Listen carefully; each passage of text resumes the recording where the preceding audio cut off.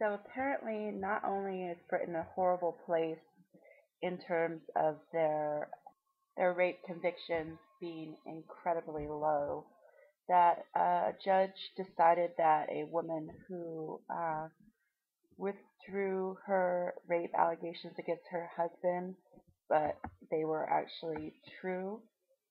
Uh, they've decided to sentence her for 8 months in jail for falsely retracting a rape allegation.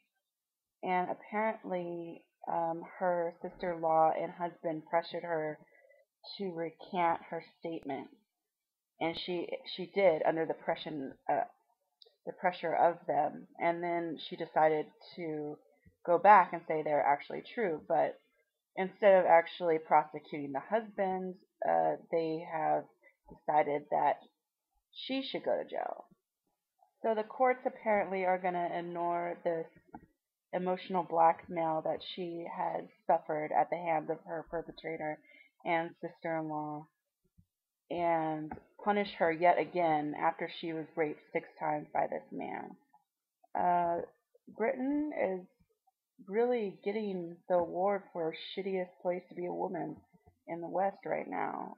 It's pretty appalling that they think that this judge thinks that this is okay, especially when their rape conviction rates are in the single digit percentage wise. Her lawyer said that she was being emotionally blackmailed by her significantly older husband during the breakdown of their marriage, which was not over.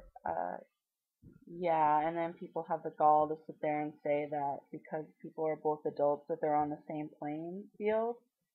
Uh, Not true at all. And the judge said that she wasted substantial amount of time and money for the Crown Prosecution Service and the police. The judge also described her as wicked. She was 7 months pregnant at the time of her conviction. So instead of empathizing with this woman who has been through spousal abuse, spousal rape, mental torture, they're going to sit there and call her wicked and judge her for her actions when the society pretty much condones the actions of spousal rape, mental abuse of women by not prosecuting these fucks to the fullest extent of the law. It doesn't make sense. I guess it's an easy win for the prosecutor, and they feel like they're cracking down on crime. But what kind of message is this going to send rape victims? I mean, already it's a pathetically low number that actually gets reported, and even then, it's even lower that actually gets convicted or even taken to trial. My friend's case wasn't even taken to trial. The cop sat there and told her straight to her face, "I don't believe you." I mean, that's the kind of people who are working for the police, and this person was specially trained. It's disgusting.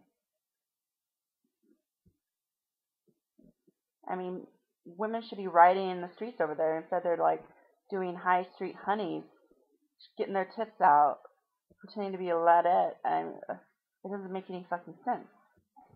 I'm wondering that what's going to happen with the husband's trial. I mean, is it going to be used as evidence that she was sent to jail and as reporting a rape and then recanting the recant?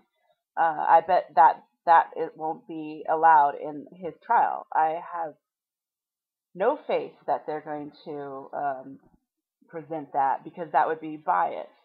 I mean, he's already convicted in that case. If she went to jail for being raped, the news just blows my mind every fucking day. There's something new to be angry about, and that's why I don't get these people who talk about victim feminism and how we shouldn't focus on the bad shit that's going on. We should just have fun. And no, there's some horrible shit that's happening to women every fucking day. That is the reality that we live in. to sit there and pretend that we're all equal, that there's an equal playing field for women, that just because we can ride motorcycles and wear miniskirts, that somehow we've made it. It's absolutely not the fucking case. Yeah, it's not a pleasant subject to talk about, but when I read news articles about girls who have been raped by police officers or social workers that are supposed to take care of them in the fucking courthouse where they're going to stand trial for delinquency, I care about that.